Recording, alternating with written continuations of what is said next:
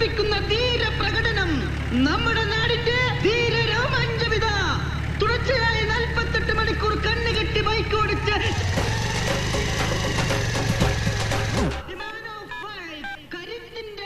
ആ മേരി, ഞാൻ വരാൻ അല്പം താമസിക്കും. അവന്റെ ട്യൂഷൻ സെന്റർ വരെ ഒന്ന് വന്നിരിക്കുക. സാറന്മാരൊക്കെ ഒന്ന് കാണണം. ഓക്കെ, വാ. ധീരതയുടെ പോരാളി, യുവതികളുടെ ഇയാൾക്കിത് എന്തിന്റെ കേടാണ്? ഭ്രാന്താണോ?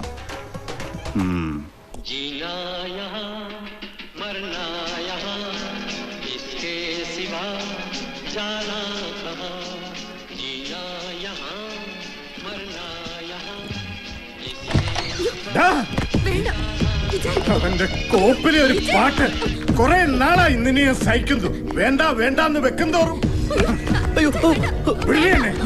ക്ലാസ്സിൽ കയറാൻ നീ എവിടെ തെണ്ടി നടക്കുമായിരുന്നു?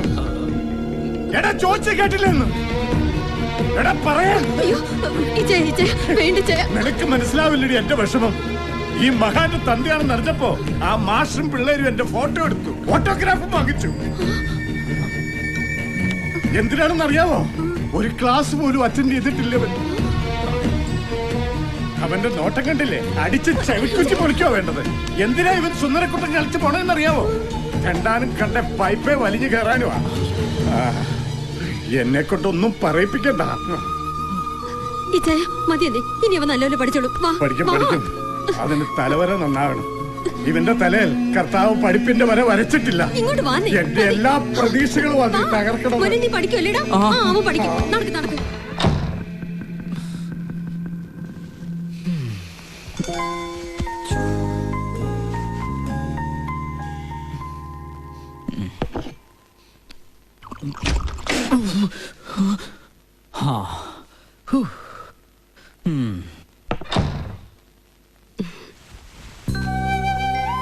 മോൻ എന്താ ക്ലാസ്സിൽ പോവാത്തത്? പാവം, ഡാഡി ഇന്ന് ട്യൂഷൻ സെന്ററിൽ പോയിട്ട് ആകെ ഇൻസൾട്ടായി. അതാ ഞാനും പോവാത്തത്. പോയിട്ട് കാര്യമില്ല മമ്മി, എനിക്ക് ഒന്നും തലേ കയറുന്നില്ല. അതൊക്കെ നിന്റെ തോന്നലുകളാ മോനെ. ദാ ഇത് സോഫി തന്ന നോട്ടാ, ഇത് നോക്കി എല്ലാം എഴുതിയെടുക്ക്. നാശം. മോനെ, പഠിപ്പില്ലെങ്കിൽ ഇന്നത്തെ കാലത്ത് ഒന്നും ആവാൻ കഴിയില്ല. നീ എന്താ അത് മനസ്സിലാക്കാത്തത്? കുറച്ചു നാള് കഴിയുമ്പോ മമ്മിയും ഡാഡി ഒന്നും കാണത്തില്ല. അന്ന് നിനക്ക് ജീവിക്കണമെങ്കിൽ നിനക്കൊരു തൊഴിലൊക്കെ വേണ്ടേ? എന്റെ മോന് മമ്മി പറയുന്നത് മനസ്സിലാവുന്നുണ്ടോ? ഇന്ന് ചിക്കൻ കറിയാണല്ലേ? നല്ല മണം. ഒറ്റ അടി വെച്ചരും. എപ്പോഴും ഒരു തീറ്റക്കാര്യം. മമ്മി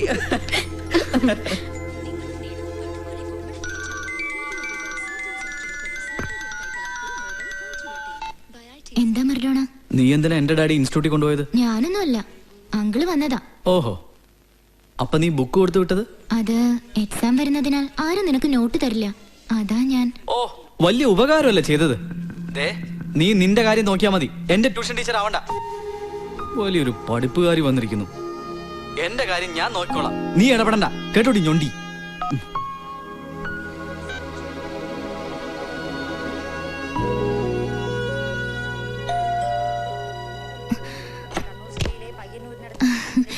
എന്തായി പപ്പ പോയ കാര്യം? എല്ലാം ഓക്കെ.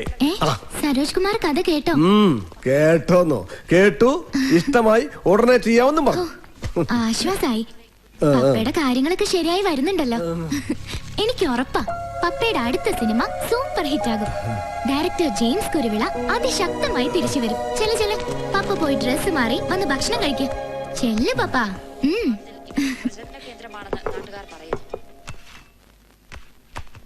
അടുത്തതായി film news. Super star Saroj കുമാറിന്റെ പുതിയ സിനിമയുടെ ഷൂട്ടിംഗ് ലണ്ടനിൽ പുരോഗമിക്കുന്നു.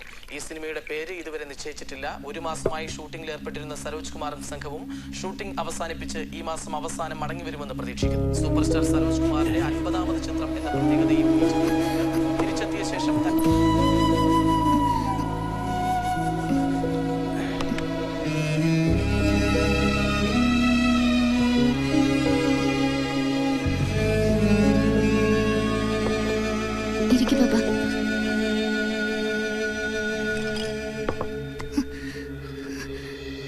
സോറി മോളെ.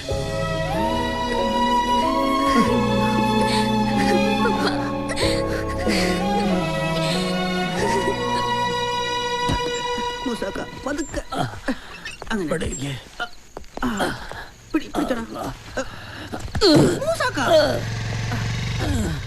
മുസാക്ക ഇതെന്ത് പറ്റി? ഇനി എന്ത് പറ്റണം? മൂക്കിന്റെ പാലം തകർന്ന് കണ്ണ് കെട്ടി ബൈക്ക് ഓടിച്ച മൂസാക്കാന്റെ ഫ്രണ്ടിലായിരുന്നല്ലോ ഞങ്ങളുടെ ജീപ്പ്. അതിന്റെ ഫ്രണ്ടിൽ കൂടെ ഒരു പൂച്ച വട്ടം ചാടി. ഞങ്ങള് സഡൻ ബ്രേക്ക് ഇട്ടു. ഞാൻ സഡൻ ബ്രേക്ക് ചെയ്തില്ല. 48 മണിക്കൂർ തികയാൻ അരമണിക്കൂർ മതിയായിരുന്നു. ഇനി അതൊക്കെ പറഞ്ഞിട്ട് എന്ത് കാര്യം? എന്തായാലും കണ്ണ് കെട്ടിയുള്ള പരിപാടി ഇതോടെ നിർത്തി. പക്ഷെ അടുത്തത് കിടിലം പരിപാടിയാ. 30 വിഷപ്പാമ്പുകൾക്കൊപ്പം 30 ദിവസം ഒരു ചില്ലുകൂട്ടി. ലിംക ബുക്കിന്റെ ആൾക്കാരൊക്കെ വരുന്നുണ്ട്. അതൊന്നും വേണ്ട മൂസാക്ക, അപകടമാ. പാമ്പല്ലേ, സാരമില്ല. എങ്ങനെങ്കിലും എനിക്ക് പ്രശസ്തനായി ലിംക ബുക്കിൽ ഇടം നേടിയേ പറ്റൂ. നിങ്ങൾ എന്തിനു കൊള്ളാമെന്ന് ചോദിച്ച വ്യക്തിയോട് എനിക്ക് എന്റെ ധീരത തെളിയിക്കണം. മാധ്യമങ്ങളെയൊക്കെ അറിയിച്ചോ? എല്ലാ സെറ്റും റെഡി. ഓക്കെ, അപ്പൊ ശരി, all the best. Thank you. Good night. Good night. ഒരു ജലദോഷം.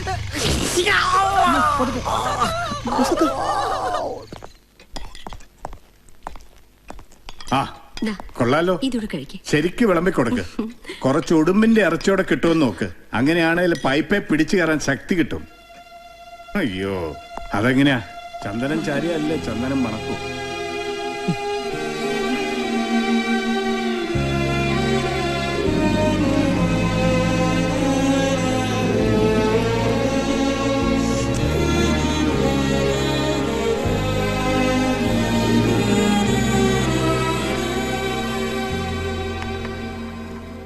എന്താ ഇപ്പൊ ബിസിനസ് ചെയ്യണമെന്ന് തോന്നാൻ? മടുത്തു ചന്ദ്രേട്ടാ. ഡാഡിയുടെ ചെലവ് പറ്റിയുള്ള ഈ ജീവിതം എപ്പോ നോക്കിയാലും ശപിക്കാനും പരിഹസിക്കാനുമേ അങ്ങേർക്ക് നേരമുള്ളൂ. മമ്മിയെ ഓർത്തിട്ടാ ഞാനൊന്നും പറയാത്തത്. നിന്റെ ഡാഡി അല്ലേടാ. ചന്ദ്രേട്ടന് അറിയാൻ വയ്യാത്തോണ്ടാ ഒരുമാതിരി കൊച്ചു പിള്ളേരെ പട്ടാളച്ചിട്ടയ്ക്ക് നിർത്തും പോലുള്ള പെരുമാറ്റം അങ്ങേരുടേത്. അതിരിക്കട്ടെ, നീ എന്ത് ബിസിനസ്സാ ചെയ്യാൻ പോകുന്നത്? Internet cafe. Internet cafe? അതിവിടെ ഒരുപാടെണ്ണം ഇല്ലേ? എത്രയുണ്ടായാലും തികയില്ല ചന്ദ്രേട്ടാ. ഈ ചാറ്റിംഗ്, ഇമെയിൽ എന്നൊക്കെ പറഞ്ഞ് കഫേയിലെത്തുന്ന അധികം പേരും വാതിലടുത്തിരുന്ന് കാണുന്നത് മറ്റതാ. പെൺകുട്ടികൾ വരെ ഫോൺ സൈറ്റിന് അഡിക്റ്റാ.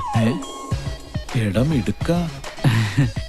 കൂടാതെ ഞാൻ കുറെ മസാല സീഡുകൾ വാങ്ങി കമ്പ്യൂട്ടറിൽ സേവ് ചെയ്ത് വെക്കും. പിന്നെ ജനം ക്യൂ ആയിരിക്കും, ക്യൂ. നീ ഒരു പൂളാനാണല്ലോ. ആട്ടെ, ഇതൊക്കെ ചെയ്യാനുള്ള പൈസ? അതിനല്ലേ ഞാൻ ചന്ദ്രേട്ടന്റെ അടുത്ത് വന്നത്. അത് ശരി. എടാ, പൈസക്കാണോ ബുദ്ധിമുട്ട്? ബാങ്ക് അല്ലേ വീട്ടിലിരിക്കുന്നത്. ഡാഡിയോട് പോയി കൈ നീട്ടാനോ? ഞാനില്ല. എന്നെ ഇൻസൾട്ട് ചെയ്ത് കൊന്നുകളയും. നിന്റെ ഡാഡിയുടെ കേസിൽ നിന്ന് പണം എടുത്ത് തരാനല്ലോ ചോദിക്കുന്നത്. ലോണായിട്ടല്ലേ? ഓരോ മാനേജർമാർ അവർക്ക് ഇഷ്ടമുള്ള എത്ര പേർക്കാണെന്നോ ലോൺ കൊടുക്കുന്നത്. കൊടുക്കാതെ എഴുതി തള്ളുകയും ചെയ്യും. അങ്ങേര് നല്ലൊരു ഡാഡി ആണെങ്കിൽ നിനക്ക് ലോൺ തരും.